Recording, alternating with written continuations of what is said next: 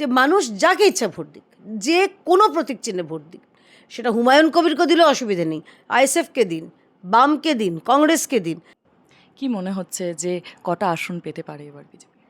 দেখুন, আমি তো ওই তৃণমূলের যারা সব বলেন মহারাজ, যুবরাজ, কী সব আছে জানি না, গ্রহরাজ, আমি জানি না, যারা তো এত এত মন্তব্য করেন, আমি তো আর টিয়া পাখি নিয়ে রাস্তায় বসে নেই যে আমি ভবিষ্যৎদ্রষ্টা। কিন্তু এটুকু বলতে পারি, 2026-এ তৃণমূলের বিসর্জন হবে, এটা দেওয়াল লিখন হয়ে গেছে।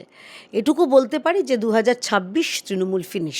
কারণ এপাং ওপাং ঝপাং লিখে কবি হওয়ার অধিকার তো একমাত্র মমতা বন্দ্যোপাধ্যায় নেই, আমরা টুকটাক ছন্দমিল করতেই পারি। তাই আমরা বলতে পারি 2026-এর নির্বাচন, তৃণমূলের বিসর্জন।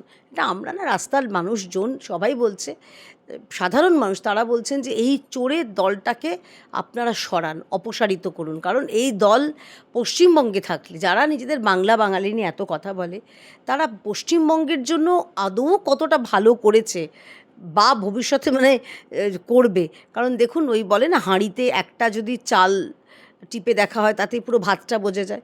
15 বছরে যারা কিচ্ছু করেনি রাজ্যের জন্য, আপনার মনে হয় তারা আবার প্রতিশ্রুতি দিলে সেই প্রতিশ্রুতি মানুষ বিশ্বাস করবেন?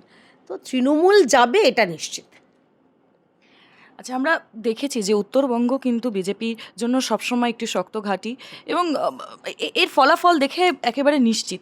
কিন্তু দক্ষিণবঙ্গের দিক থেকে কি আশা, কি মনে হচ্ছে? দেখুন, ঠিকই বলেছেন, উত্তরবঙ্গ আমাদের অত্যন্ত শক্ত ঘাঁটি, দুর্ভেদ্য ঘাঁটি। জঙ্গলমহলও আমাদের খুব ভালো ফলাফল। তুলনামূলকভাবে আমরা দক্ষিণবঙ্গে পিছিয়ে আছি, এটা অস্বীকার করার জায়গা নেই। কিন্তু পিছিয়ে ছিলাম বলে 2026-এ সেই চিত্রটাই থাকবে সেটা নয়। কারণ রাজনীতি একটা পরিবর্তনশীল।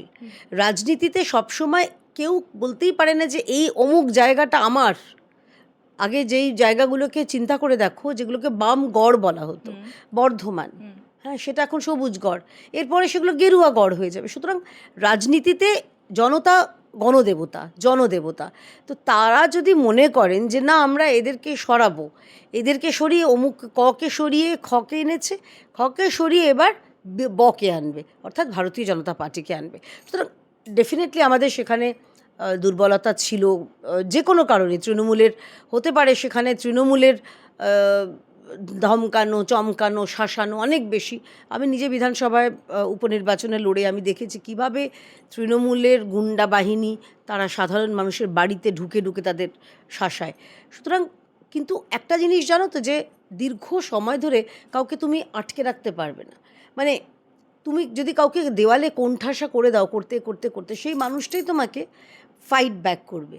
তো এবার সাধারণ মানুষ ফাইট ব্যাক করছে। এই নির্বাচন হচ্ছে মানুষের ভোটের নির্বাচন। মানুষ তারা নিজেদের মতন করে ভোট দেবে, সেই দাবি আমরা জানিয়েছি, আবেদনও জানিয়েছি নির্বাচন কমিশনের কাছে, যে মানুষ যাকে ইচ্ছা ভোট দিক, যে কোনো প্রতীক চিহ্নে ভোট দিক, সেটা হুমায়ুন কবিরকে দিলেও অসুবিধে নেই, আইএসএফকে দিন, বামকে দিন, কংগ্রেসকে দিন, বিজেপিকে তো স্বাভাবিক, আমি তো ভারতীয় জনতা পার্টির একজন রাজনীতির ছাত্রী, আমি তো বলবই। কিন্তু এই তৃণমূল নামক দলটাকে সরাতে হবে।